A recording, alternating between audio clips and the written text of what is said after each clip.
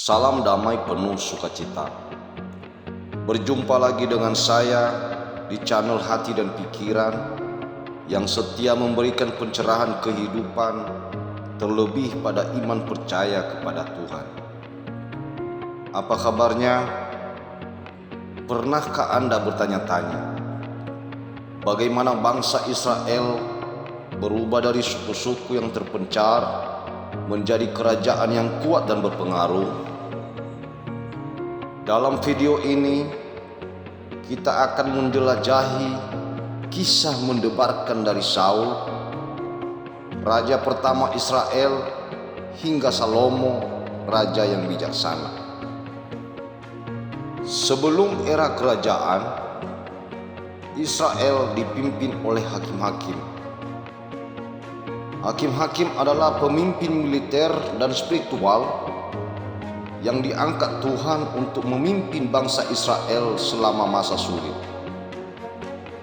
Karena adanya ancaman dari bangsa-bangsa sekitarnya dan kekacauan internal, bangsa Israel menginginkan seorang raja yang bisa memimpin mereka seperti bangsa-bangsa lain.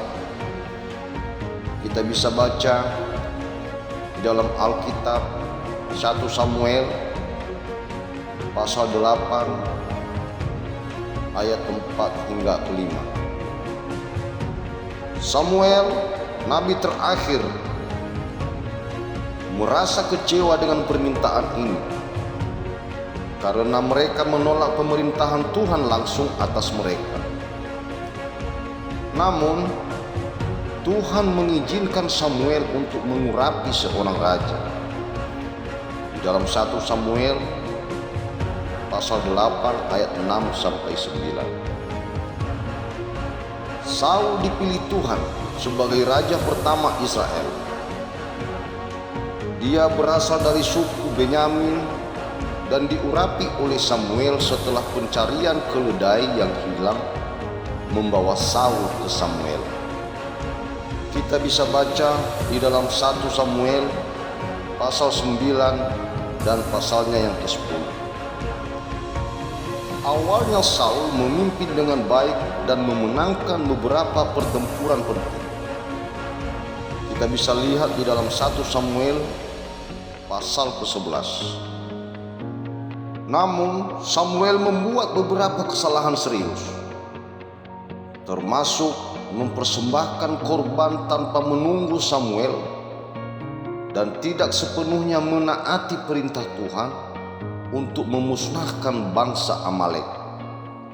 1 Samuel pasal 13 ayat 8 sampai 14 dan juga di dalam pasalnya yang ke-15 ayat 1 sampai 2. Karena ketidaktaatannya, Tuhan menolak Saul sebagai raja dan Samuel diperintahkan Tuhan untuk mencari penggantinya.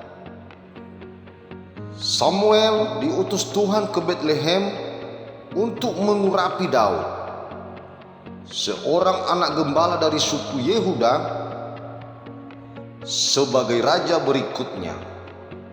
1 Samuel pasal 16 ayat 1 sampai 13. Daud menjadi terkenal setelah mengalahkan raksasa Filistin, Goliat, dengan menggunakan ketapel dan batu.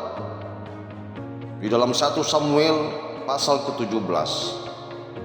Ini menunjukkan keberanian dan kepercayaannya kepada Tuhan. Setelah kematian Saul dan Yonatan dalam pertempuran melawan Filistin, Daud diurapi sebagai raja Yehuda di Hebron dan kemudian seluruh Israel. 2 Samuel pasal 2 ayat 4 dan pasal 5 ayat 1 sampai 5. Daud berhasil mempersatukan suku-suku Israel dan memperluas kerajaan melalui kemenangan militer. Kita bisa baca di dalam 2 Samuel pasal 5 hingga pasal 8. Namun Daud juga mengalami kegagalan pribadi, seperti dosa dengan Batseba dan pembunuhan Uria. Di dalam 2 Samuel pasal 11. Meskipun demikian, Tuhan tetap berjanji bahwa keturunannya akan memerintah Israel selamanya. Kita bisa baca di dalam 2 Samuel pasal 7 ayat 12 sampai dengan 16. Menjelang akhir hidupnya, Daud mengangkat putranya Salomo sebagai raja. Salomo adalah anak dari Daud dan Batseba. 1 Raja-Raja pasal 1 dan pasal 2. Salomo dikenal karena kebijaksanaannya. Ketika Tuhan menawarkan untuk memberikan apa saja yang dia minta, Salomo meminta hikmat untuk memerintah rakyatnya dengan adil. Tuhan memberinya kebijaksanaan serta kekayaan dan kemuliaan yang tak tertandingi. Kita bisa baca di dalam 1 Raja-Raja pasal ketiga ayat 5 sampai dengan 14. Salomo membangun bait suci yang megah di Yerusalem yang menjadi pusat ibadah bagi bangsa Israel. Pembangunan ini berlangsung selama 7 tahun dan menjadi simbol kemuliaan Israel di bawah pemerintahan Salomo. 1 Raja-Raja pasal 6 sampai pasal yang ke-8. Salomo juga menulis banyak kitab hikmat, termasuk Amsal, Pengkhotbah, dan beberapa Mazmur. Perjalanan dari Raja Saul sampai ke Raja Salomo menggambarkan transformasi besar dalam sejarah Israel, dari suku-suku yang terpencar menjadi kerajaan yang kuat dan bersatu. Pelajaran yang kita ambil adalah betapa pentingnya ketaatan kepada Tuhan, keberanian dalam menghadapi tantangan, dan kebijaksanaan dalam memimpin.